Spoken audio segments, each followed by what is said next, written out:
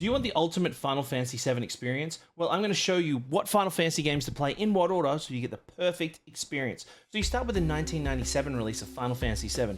This is where it all began. After you finish this game, you jump forward to Final Fantasy Tactics, which came out in the same year. There's a section in this game that has Cloud and Aerith. It's theorized that it happens after the events of Final Fantasy VII. It's not confirmed, I'm not actually sure. But after you play that, you jump down to this game, which is called Ehrgeiz, which actually Cloud is a playable character in there, along with Zack, Tifa, Sephiroth, Ffvii, and a weird variant of Red 13, I believe. I think there might be more characters. But after you play that, you go and watch the movie Final Fantasy VII Advent Children. This is places like 2 to 3 years after the main game. And then, after you watch this movie, you watch the same movie again, which is Final Fantasy VII Advent Children Complete. After you finish watching this movie, excuse me, then you jump forward and play this movie game right here, Crisis Core Final Fantasy VII.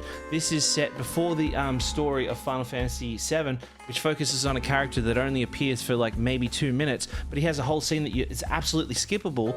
But I actually love this game so much I named my son after this character. Then after you finish this game, then you go watch a movie called Final Fantasy VII Last Order. This is it's like a movie, it's like an anime, it's a short thing it focuses on a small area of this game. Then after you finish watching that, then you play the game Before Crisis, which is set during the events of this game, kind of before and after, but it's not available, you can't play it. Then you've got Dirge of Cerberus Final Fantasy VII, which is set 2 to 3 years after the events of this movie, which focuses on Vincent Valentine, which is a missable character from this game right here. Then we jump over, after we beat this game, we jump over and play Crisis Core Final Fantasy VII Reunion, which is the exact same game as this game, but it's prettier, it's got different voice acting, it's more modern, it came out like a few years ago. Then after we do that, we play Final Fantasy X. And then we play Final Fantasy X-2.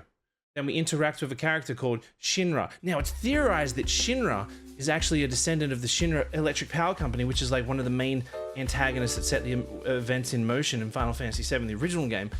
And we'll jump ahead then it's theorized that he traveled with the help of an Albed called Rin through the universe to a new planet, and when they settled, they believed that there might be him or a descendant of him. So yeah, there's a connection. But this photo is found in this game, in Final Fantasy VII Remake that came out in 2020.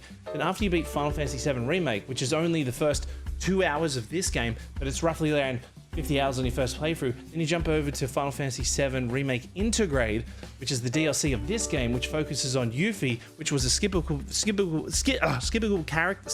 character like Final Fantasy VII's Vincent, which was eventually in this game. She gets a full game. Then we jump over to Final Fantasy VII Rebirth, which just came out on PC.